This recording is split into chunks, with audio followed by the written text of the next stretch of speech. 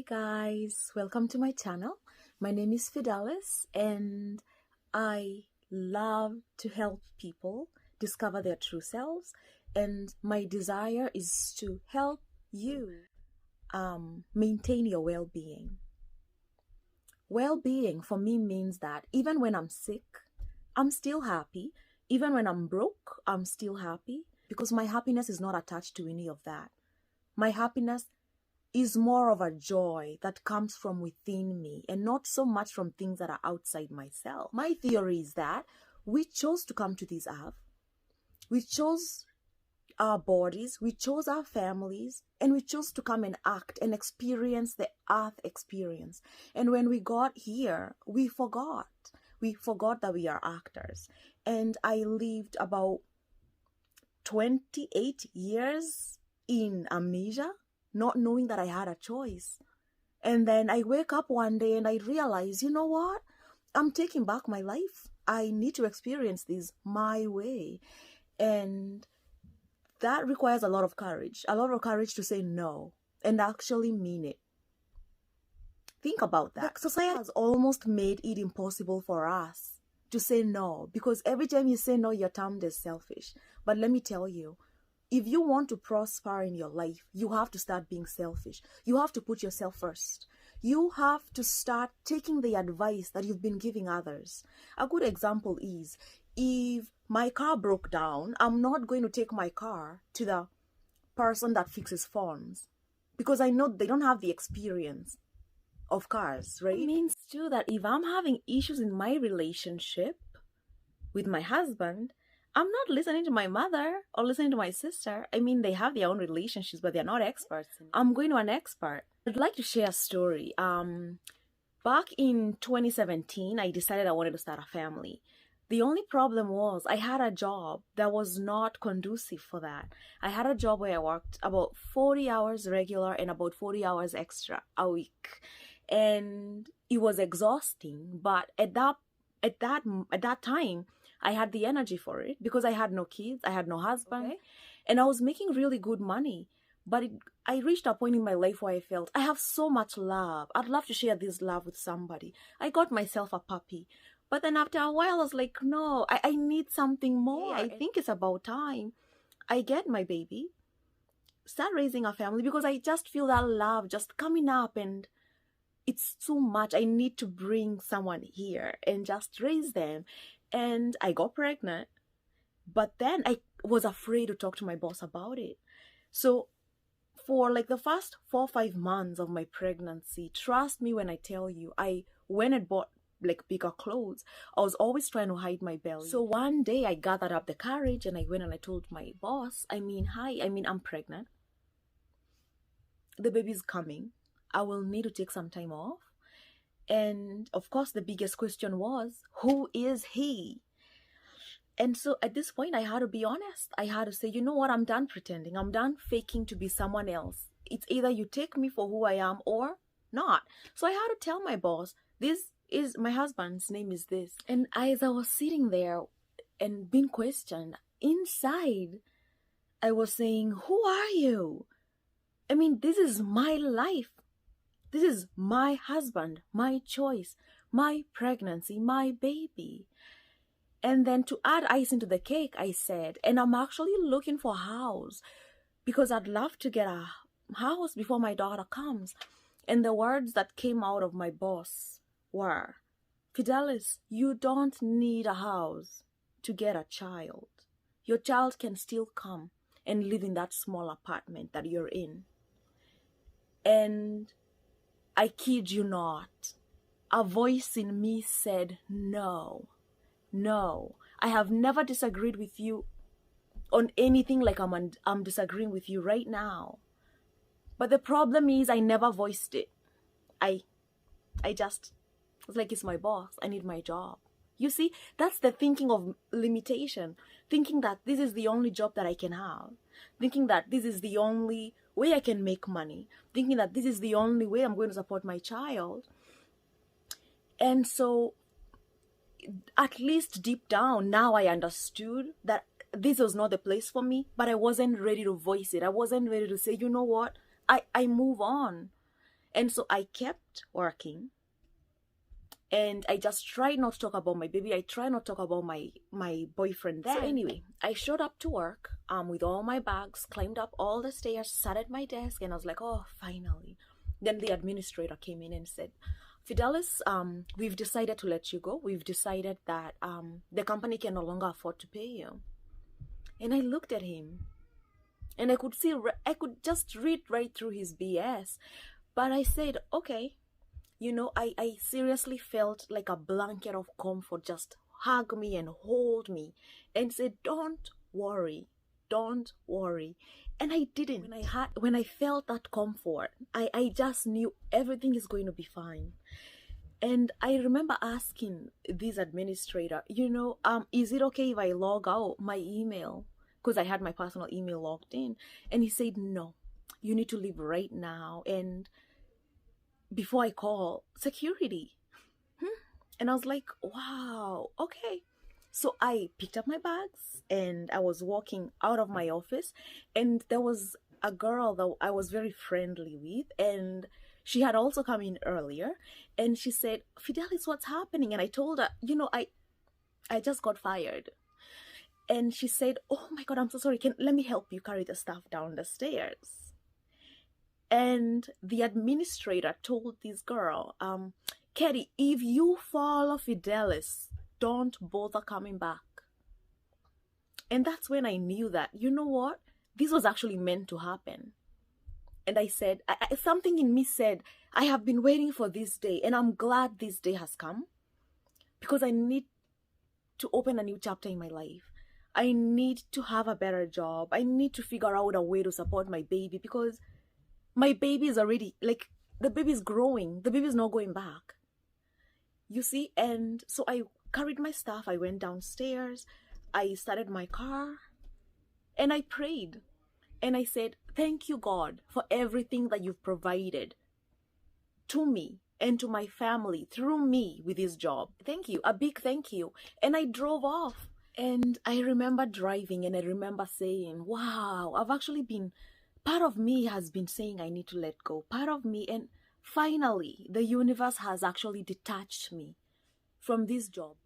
And so I just welcomed it. And I applied for a job. Within a week, I had a new job and a new chapter. The only problem there was that I had already started my process of buying a house. And buying a house required that I go to the bank, get a loan. Then they had to approve the loan. They had to confirm my employment. And so that very day that I got walked out of my job, the bank called that job to confirm my employment. And so that evening, I received a call from her, and she said, Fidelis, I'm sorry to let you know that we cannot approve your loan, because we called and the person that answered the phone said that you don't work there and you haven't worked there for a while. And in a typical world, my heart was supposed to break. I was supposed to cry and be upset and just, why me mentality. But honestly, I didn't. I knew I had to be strong. And I said to my daughter, I said, Kayla, I know things are tough right now, but they have to be tough right now so that when you come, it's going to be smoother. And that gave me so much comfort. And from that, I started talking to my daughter, who was still in my belly. And I said I was not going to let certain emotions get to her. And so no matter what my external world was, I knew that I had something very precious growing inside of me. And so I made a choice to not be poor me. That attitude was like, that's not going to serve me. I said, I came into this country with nothing and nobody to support me, and I'm where I am because of God. And so I said, I don't think this is an issue to me at all. And actually, it didn't turn out to be. I got another job. I applied for the same loan. The house that I had wanted before had already been sold. So I actually got a better house, and I ended up moving in there with my daughter, and life was beautiful. And until one day, we were driving with my husband, and I said, I wonder what happened to the house that we almost bought. And he said, why don't we just drive by and see? And so we drove by that house, and shock on me. The person that bought that house had like big banners all over the house saying, "Do not buy any property from these developers." And like literally bright orange and black writing. There was like a Chinese weed that had kind of overgrown, and it was almost not like you could not manage it, and so your backyard, your grass would never grow typically. And my husband is so much into nature, and I knew that if we had gotten that house and he wouldn't be able to grow what he needs to grow in the back of our house, then he would have been very, very sad.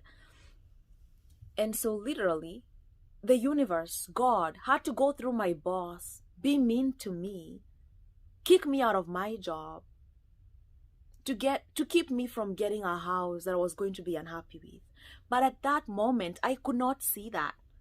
At that moment, I felt betrayed. At that moment, I felt unloved. I felt forgotten almost. And it wasn't until much later that I realized, wow, what a powerful teaching. And I was so grateful.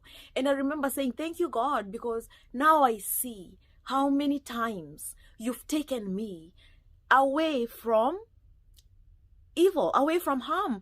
I now see that all these struggles that I had were a way for you to redirect me. Because I had been living my life thinking that I was in control and not really allowing God to get into my life and show me the way. And honestly, since then, I said, I am a child of God. I am just but a traveler on this earth. And with every moment, where I am becomes my home. What does that mean? I'm here recording this video. So for this moment, YouTube is my home. And I need to be so comfortable and so happy. And so after this, I'll go upstairs and take care of my babies. And then that will be my home. And I'll be comfortable and I'll be happy with them. And then I'll leave, get in the car and go to the shop. My car becomes my home. And so I just keep on creating these comfortable spaces for me to continue to live each moment to its fullest. And I don't know where you are in your life, but my word for you today is whatever it is that you've been planning to do, you can either do it today or someday. I can tell you today actually exists. Someday, I don't know. You really need to take ownership of your life and accept those people who are treating you wrong. Embrace them as your teachers. Ask yourself, what is God trying to teach me from this situation? Once you ask yourself that, you learn that lesson sooner, you'll move on from that situation. And that is life. As soon as you've jumped one hurdle, another one comes up. And so if you're always waiting to be happy when you jump that hurdle, the moment you jump, another one pops up. I mean, honestly, think about it. Wait a minute. You can't go with that loop of, oh, people are supposed to do this. People, who are those people? Identify them. Give me their phone number. I'd like to talk to them, because they don't exist. It's just a story we keep telling ourselves. It's just a story we've just kept listening. And you need to wake up and realize that your life is yours. I can't say that enough. Your life is yours. And you don't owe anybody an explanation for what you're doing in your life. A time will come, if you don't make the change now, a time will come when your time runs out and you get alerted that your time on earth is done, and you will be very sad to realize that you lived your life with the eyes of another person. Oh, I won't do this because I'm afraid of what that person will say. I won't do that because I'm afraid of what that person will say. Or I'll wear this so that person can say this and that. I mean, honestly, just cleanse yourself. Get that out of your system. People are so busy worrying about what you're thinking about them to actually care about you. Once you grasp that, life is a whole different ballgame. And there's no way than going forward from there. You know what you need to change. It is my sincere hope that that change can start now. And let me tell you, the moment that I learned that God had to put that person in my way to come and fire me so that he could elevate me I realized that it wasn't that person's fault. And so I sought after that person. And right now, we are very good friends. Right now, when I have an issue, I call up that boss and I'm like, hey, how are you? I miss you. Can we have lunch? Can we have dinner? And to have such a heart, to understand that, it's the same way that Jesus said, forgive them, Lord, for they do not know what they are doing, crucifying me. It's to have that heart of understanding. God will use anybody in your life to get you steering into the right direction. To understand that you're never alone, and to understand that help people. Help them anyway, even when they don't help you, even when they don't have your best interest at heart. Help them anyway. Because by helping them, you're helping yourself indirectly. And to know that from a mother's perspective, I mean, when I have my kids with a babysitter, they're very different. They're very well behaved. They listen to rules. And whenever I come from work, they start. They're crying. They're yelling. Oh, mommy, this one did this and this. And I'm like, wait, what's going on? But in reality, it's the same way that I feel. Most people are living lives as if they are with a babysitter. They feel they don't have a choice. They feel they have to be this way or else everything is going to fall apart. But knowing that God is your Father and God is taking care of you every day means that you don't have to deal with anybody else. That's not God. Do you understand that? It means He has the patience for you. He's willing to help you be you if you let Him. But sadly, we are not letting Him.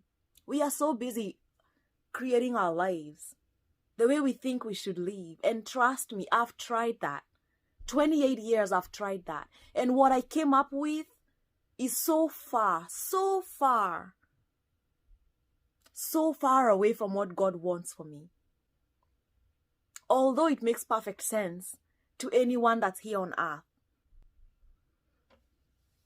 And that's the major changes that I'm talking about. You really need to step up and just step in your power. And when you step in your power, you get a boost. You get a boost from God. I really hope you can trust that. Give it a try. I'll see you next week.